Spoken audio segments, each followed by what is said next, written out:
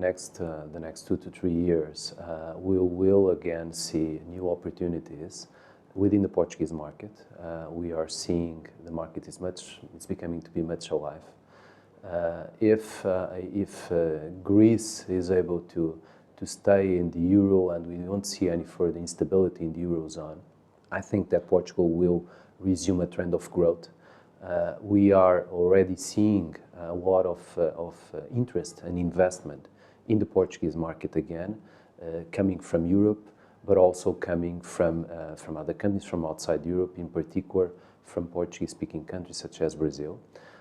This is one side that will be again new, and we will of course continue to be very much aware for opportunities to expand the work, extend the work, and expand our presence.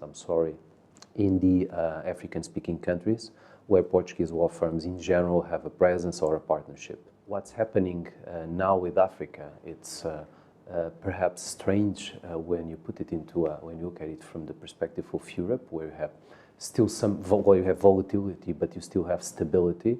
In Africa, it's just the way that the market is.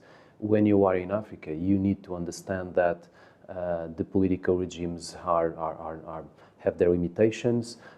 There's a number of other limitations that have to do with bureaucracy, with administrative systems.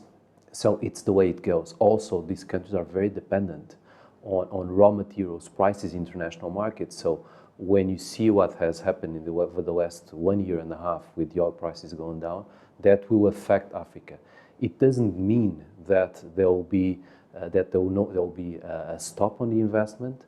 I think the investment in Africa is a strategic decision, and it's a strategic decision that was taken by the Portuguese law firms maybe 10 years ago or more, and will continue to be there beyond the cycles. And there's, like in Europe, there's work to be done when the cycle is down, and there's work to be done when the cycle is up. It's different work, of course, but we will continue to be there. What we're seeing is that in Portugal, we are more and more exposed to international deals, doing international work, and that requires from the lawyers to be able to combine a number of aspects, to combine the expertise and the specialization, to combine the knowledge of the industry, the business of the clients.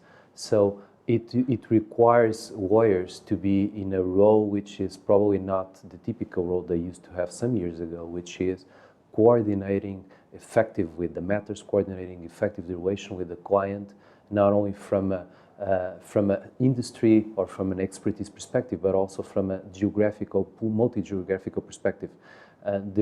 We need to be able to give feedback to clients, to monitor what's happening, to deliver.